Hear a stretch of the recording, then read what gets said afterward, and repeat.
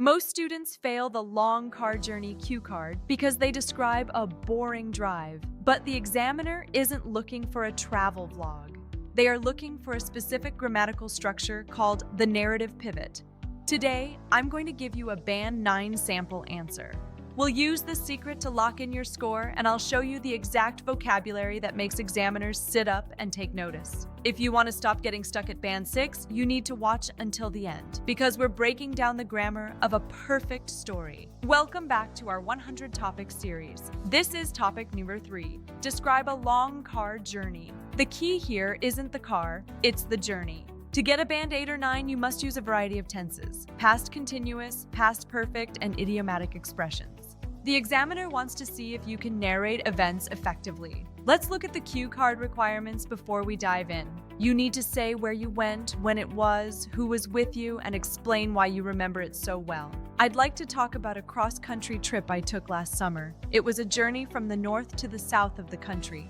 We had spent weeks meticulously planning the route, ensuring we'd hit all the major landmarks along the way. We set off at the crack of dawn, hoping to beat the heavy traffic that usually plagues the city outskirts. For the first few hours, we were driving along a breathtaking coastal road with the turquoise sea on one side. The scenery was constantly changing, from rugged cliffs to dense, lush forests that seemed to stretch on forever. By midday, the road transitioned into a rather monotonous highway. It was efficient, but certainly lacked the charm of the coast. This is where the journey took an unexpected turn. We had been driving for about 6 hours when we hit a major roadblock.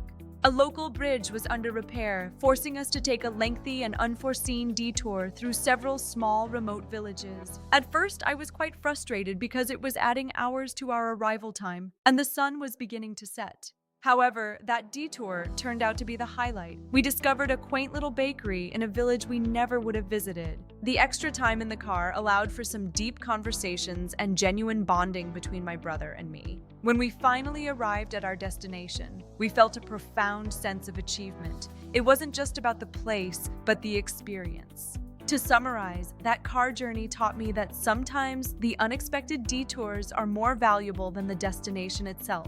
Now, let's break down why that answer works. Did you notice the specific grammar points I used throughout the story? Had been driving for hours when...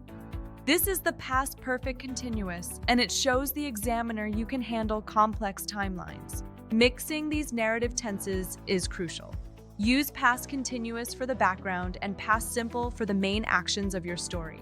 The narrative pivot is about introducing a small conflict. It gives you a reason to use more descriptive and emotional vocabulary. Let's look at vocabulary. Instead of saying beautiful, I used scenic, picturesque, and breathtaking. These are Band 9 words. I also used unforeseen detour. Using precise nouns like this shows a high level of lexical resource and precision. And monotonous highway. Describing things in contrast, like a beautiful coast versus a boring road, makes your answer much more engaging. I included idioms like at the crack of dawn. Don't overdo it, but 2 or 3 well-placed idioms can really boost your score. Another one was a hidden gem. It's a common but effective way to describe a place that isn't well known but is very special. Notice the connectives. However, looking back, to summarize, these help your answer flow logically and naturally. Pay attention to the pronunciation of long words like meticulously.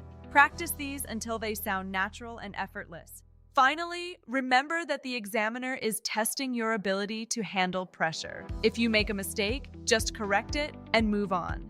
Consistency is key. Use these strategies every time you practice a describe an experience cue card. It will become second nature.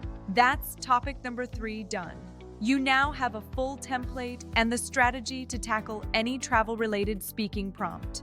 Download the full transcript and the vocabulary list in the description. Try practicing this answer 3 times out loud today. Now, what should topic number 4 be? I want to hear from you in the comments below. What's your biggest IELTS challenge? Check out the full playlist to master all 100 topics. I'll see you in the next one. Bye for now.